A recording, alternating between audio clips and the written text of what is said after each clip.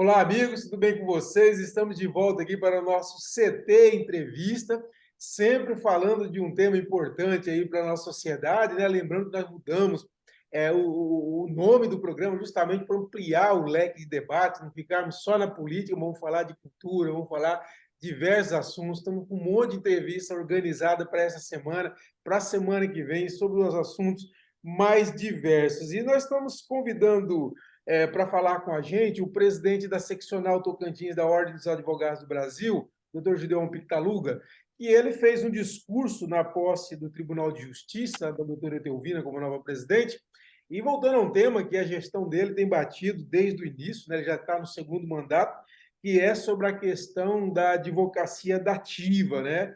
E a necessidade que ele defende, que tem, por exemplo, no interior, de não só a defensoria, mas outros advogados também privados poderem atender pessoas aí que precisam de atendimento e não, jurídico, assessoria jurídica, e não tem condições financeiras. Doutor, muito obrigado por atender a gente. Esse é um debate permanente da sua gestão, né? Eu vejo que desde o início, volta e meia, há esse choque, digamos assim, com a defensoria em termos desses temas. Duas questões. Uma que vocês reclamam muitas vezes que a defensoria entra em atendimento de pessoas que não têm necessidade de atendimento da defensoria, poderia usar um advogado privado, e outra é esse, quer dizer, que os advogados também poderem fazer esse atendimento a pessoas que não têm condições financeiras. Muito obrigado por atender a gente. Eu que agradeço, Cleber. Estou aqui no Conselho Federal hoje, que não é OAB Nacional, nada mais simbólico do que tratar de cidadania aqui no Conselho Federal da Ordem. Então, muito obrigado pela oportunidade para tratar de um assunto que é muito caro para toda a sociedade tocantinense. Caro, literalmente, porque nós estamos falando aí de mais de 200 milhões de orçamento, 2% do orçamento fiscal do Tocantins nessa pauta que envolve assistência jurídica gratuita.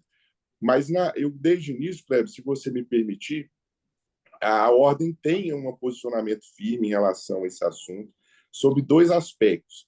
Um especificamente corporativo, que envolve a advocacia no que toca à triagem da atuação da Defensoria Pública. Mas confesso a você que essa situação se agrava quando a gente começa a tratar desse assunto sob o contexto da cidadania, sob o contexto do erário, sob o contexto da eficiência administrativa, sob o contexto da própria humanidade e sensibilidade cívica, que é o que nos agrava, e que o discurso no Tribunal de Justiça, que para muitos acabou sendo acabou incomodando e acabou sendo incompreendido, mas para a maioria, para muitos que têm essa sensibilidade social, entendeu e apoia essa reflexão no estado do Tocantins. Para você ter uma ideia, nós temos, como eu disse, 2% do orçamento fiscal do estado destinado à Defensoria Pública Estadual. Esse número é um número, não é só expressivo para o nosso estado, isso é expressivo em nível nacional, não tem nada parecido com isso no contexto nacional, é um ponto fora da curva no Brasil inteiro, dentro do contexto nacional. Para você ter uma ideia, Goiás trata dessa mesma rúbrica com 0,5 ou menos, Santa Catarina menos, São Paulo menos de 0,5, Pernambuco e Espírito Santo também.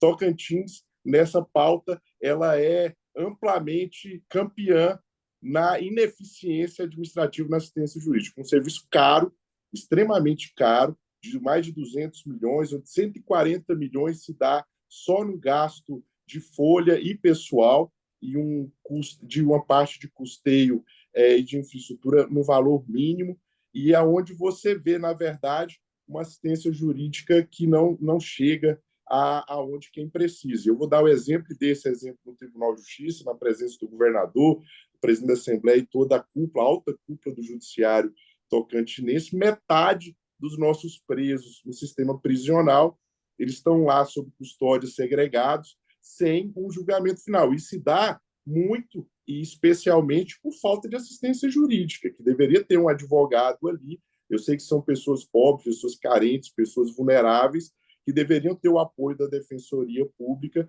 para poder provocar o judiciário na revisão dessas penas e dessa condição que se encontra. Então, ela impacta todo o sistema, inclusive o sistema de persecução penal, o sistema prisional, já que, na verdade, as nossas unidades prisionais têm hoje aproximadamente o dobro de presos que eventualmente não deveriam estar lá, porque não tiveram um julgamento final até esse momento. Então, é uma reflexão que fazemos dentro de um contexto cívico, humanitário, de cidadania.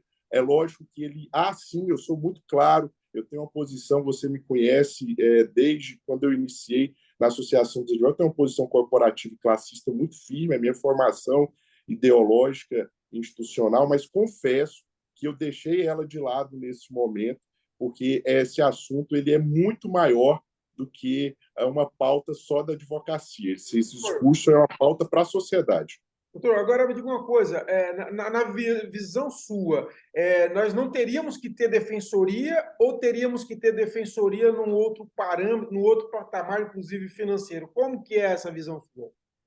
Muito pelo contrário, a defensoria pública é importantíssimo dentro da nossa estrutura constitucional, ela tem um papel importante em todos os estados, na federação, e ela deve desempenhar o seu papel na atuação e representação do pobre, do vulnerável e do mais carente. Mas, repito, do pobre, do vulnerável e do mais carente. E, para isso, necessariamente, ela deve ser eficiente. E a eficiência não pode se dar dentro de um contexto de gasto de 140 milhões de reais em folha de pagamento em pessoal, considerando que nós temos aí 1.600.000 tocantinenses, o custo por pessoa da Defensoria Pública chega em torno de R$ 104 por pessoa no estado do Tocantins. Um estado pobre, quarto menor IDH do país, pagando mais cara estrutura da Defensoria do país. Eu não estou dizendo mais cara por décimos ou por percentual, não. Estou falando 3, 4 vezes mais caro do que todos os outros estados da federação.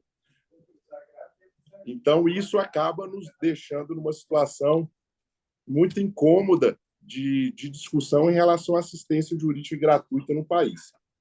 Agora, o que o senhor defendeu na UAB, no TJ, foi que ela não deve deter o monopólio do serviço. O senhor diz, por exemplo,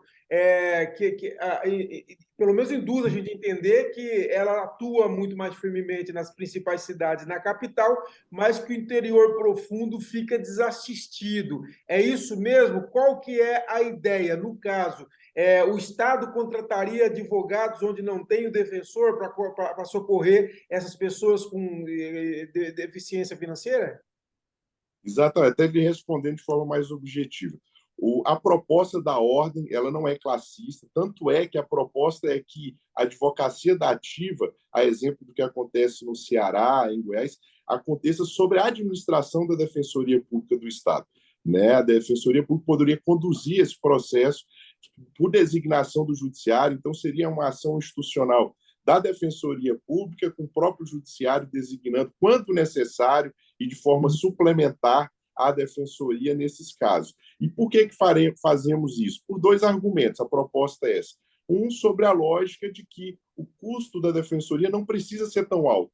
Ele não precisa custar 200 milhões de reais para assistência jurídica gratuita, já que teria uma alternativa suplementar, principalmente nos rincões do Estado e nos municípios mais carentes e mais distantes.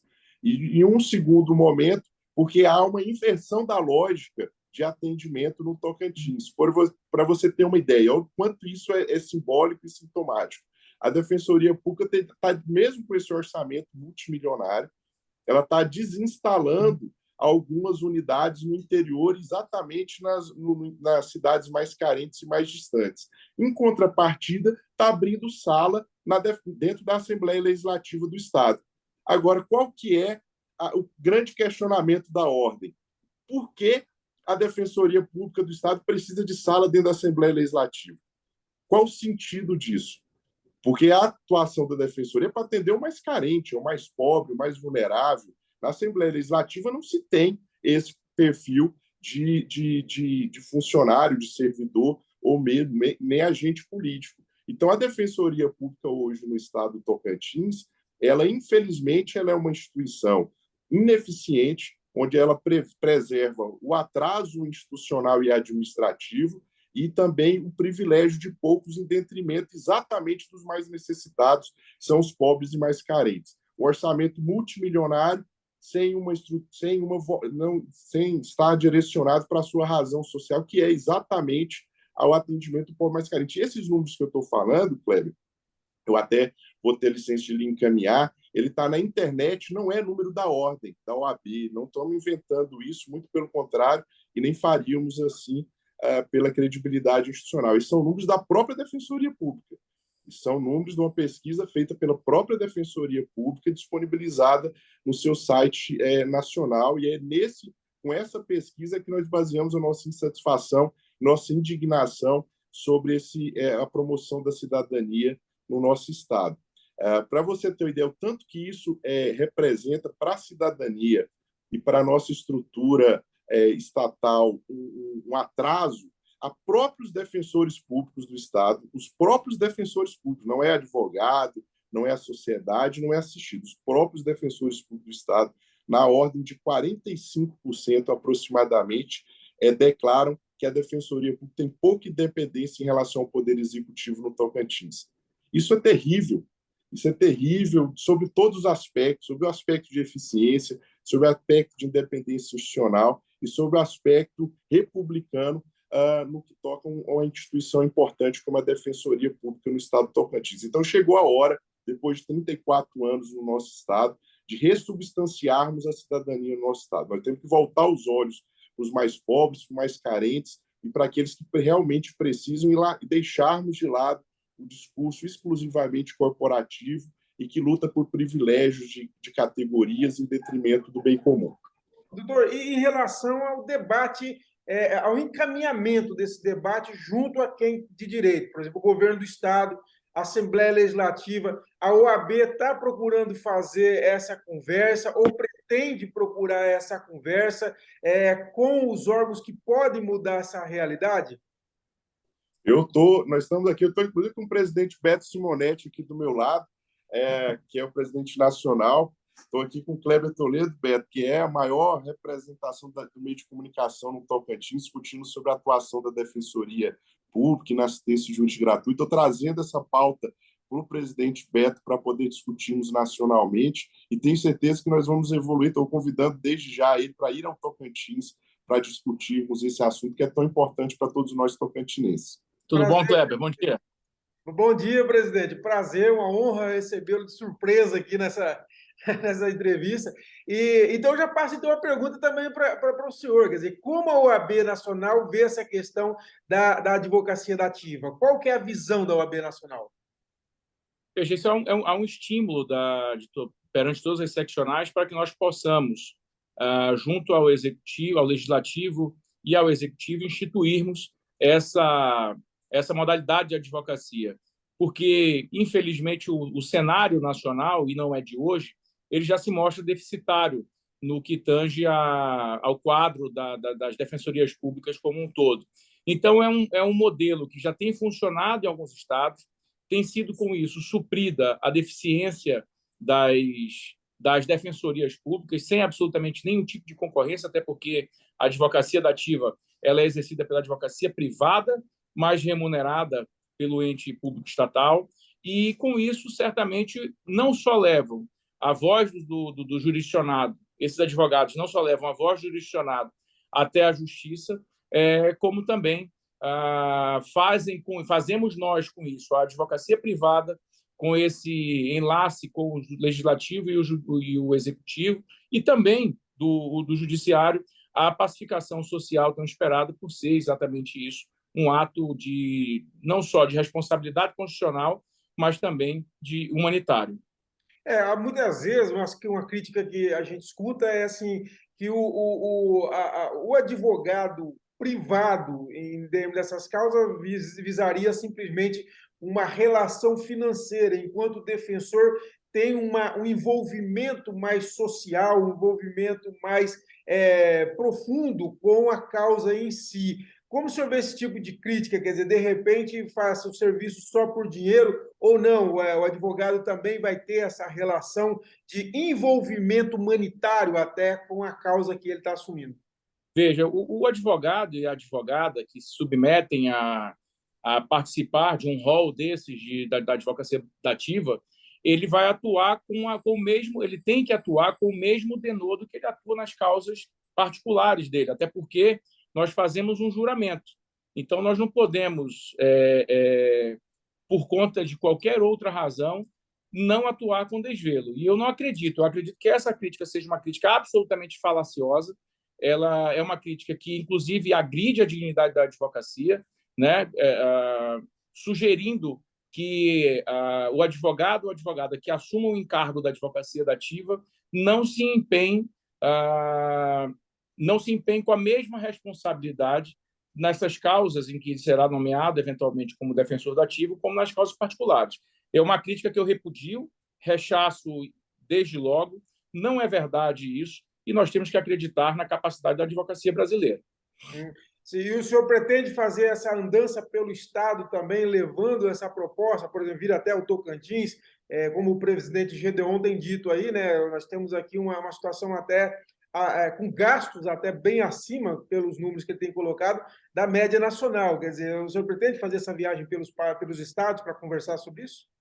Eu tenho viajado o Brasil de forma recorrente, e aonde nós chegamos e há esse debate, eu não me furto a apoiá-lo, apoiando, claro, os nossos presidentes e as nossas presidentes de seccionais, que já têm avançado nessa pauta. Então, no Tocantins não pode ser diferente, até porque no Tocantins eu não tenho só um colega presidente, eu tenho um amigo, um irmão de vida que tenho apoiado todas as suas ações, tenho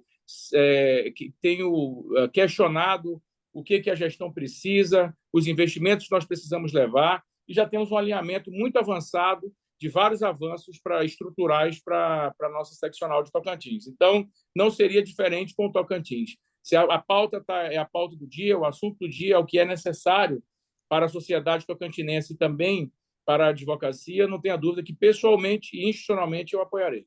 Kleber, estou tentando levar o Beto, ele está meio a sessão do Conselho Federal aqui, está conosco um minuto, mas levar ele o bico do papagaio, pela primeira vez, o presidente nacional da Ordem, se o Beto aceitar esse convite, estaria conosco lá em Augustinópolis. Ainda Final de março nós estaremos lá, já tem, inclusive, indicação de data. Mas eu vou te pedir licença, que eu estou no meio da sessão plenária do Conselho Federal, agradecer aí o teu tempo, a oportunidade de falar com você, e tão logo indo a Palmas, nós nos encontraremos. Com certeza, muito obrigado pela honra de estar aqui para conversando com a gente, presidente. Um abraço. Um abraço, querido. Obrigado. Bom dia, bom trabalho. Você também. Obrigado. Presidente, tem outro detalhe importante sobre essa questão ainda da ativa, da advocacia dativa, é sobre o mercado que se ampliaria para os advogados privados do Tocantins. Se isso vier a ocorrer, quais as perspectivas aí que você vê que é um setor que vive em crise, né? Nós temos aí muita reclamação de advogados, jovens advogados, muito advogado chegando no mercado e reclamando que falta espaço no mercado. Isso ampliaria bem o mercado também para o advogado, né? Sobre a perspectiva agora corporativa e classista, nós voltaríamos a atuação da advocacia a um setor que há uma grande demanda. Como eu disse, eu sempre uso o exemplo, o Beto é um exemplo disso, é um humanista, criminalista de formação. Quando a gente vai nas unidades prisionais e vimos lá, testemunhamos que metade dos nossos presos segregados estão lá sobre decisões judiciais cautelares, quer dizer, sem uma análise aprofundada, sem uma definição de culpa, isso nos entristece muito, sabendo que temos aí 11 mil advogados e advogadas à disposição que poderiam estar assistindo eles através da advocacia dativa. Sobretudo nas regiões mais pobres, porque, na verdade, desses 50%, certamente, muitos deles, ou a grande maioria, a esmagadora maioria, são pobres, são pessoas em estado de vulnerabilidade, pessoas que vêm de regiões pobres do nosso estado, que têm muita dificuldade na assistência, de ter uma assistência jurídica adequada. Isso nos incomoda muito. Você tem uma ideia, e aí que faço uma crítica, e você sabe que minha posição ela é desvelada nesse sentido. Eu não vejo, por exemplo, a Defensoria Pública e as instituições no Tocantins, mesmo nesses ambientes de apresentação de trabalho, tratar de assunto de assistência aos mais carentes, de assistência ao custodiado. Eu não vejo essa pauta ser discutida no estado do Tocantins, infelizmente, mesmo que seja pelas instituições que deveriam tratando disso de forma essencial. E no Bico do Papagaio, nas regiões mais carentes, menos ainda. E isso acaba desequilibrando, acredito, de um lado temos 11 mil advogados e advogadas, e de outro lado uma população carente, ávida por assistência jurídica gratuita, que poderia estar sendo disponibilizado a todos. E só mais uma informação, Kleber, quanto à questão da assistência jurídica gratuita, a proposta no Tocantins é que ela fique exclusivamente sobre a ótica da oportunidade, da conveniência do juiz. O juiz é que vai fazer a análise se aquele caso é um caso onde dependeria da Defensoria Pública ou de forma suplementar da advocacia da ativa, né? E a Defensoria Pública administraria esse fundo nesse custeio. A ordem, na verdade, ela só tem o intuito de levantar essa proposta e essa reflexão, ela não tem nenhum cunho de se administrar fundos ou mesmo designar esses profissionais para que pudesse fazer advocacia ativa no estado do Tocantins.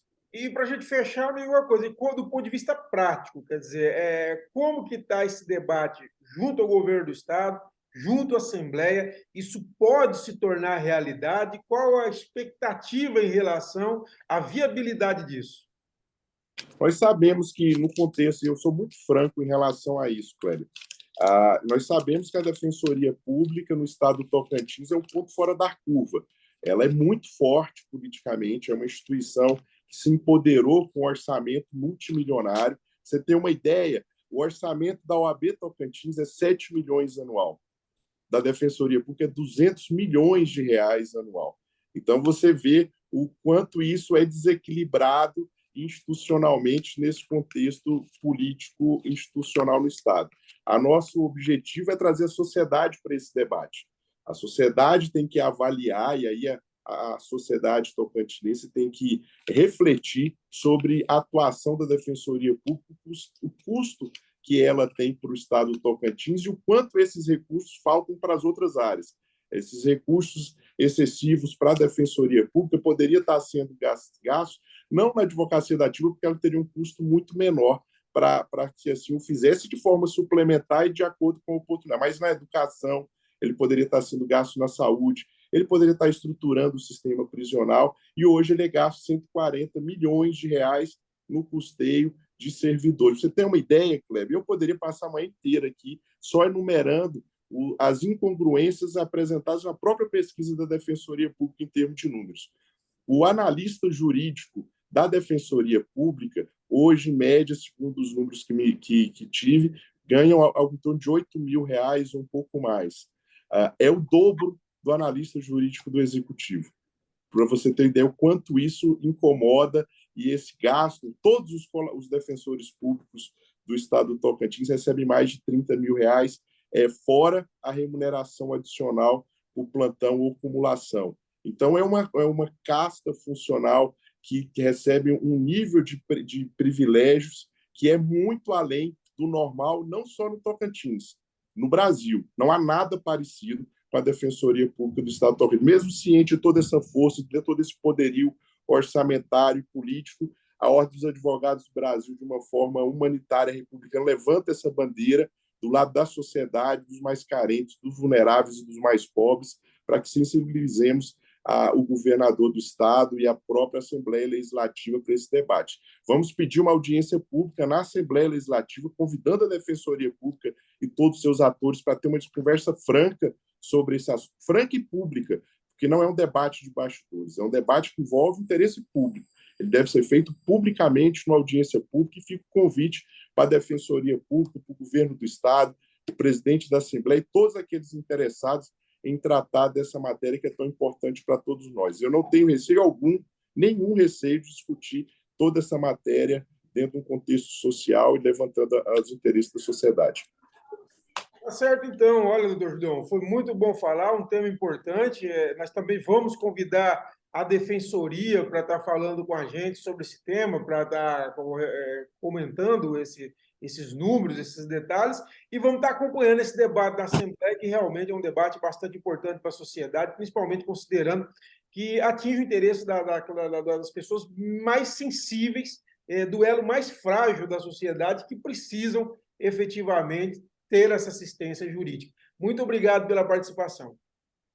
Eu que agradeço, levantando sempre essa bandeira, Kleber, de que a assistência jurídica gratuita é para o mais pobre, é para o mais carente, e ele não pode ser de uma outra forma, não pode custar tanto para poder atender privilégios de determinados setores da sociedade tocantinense.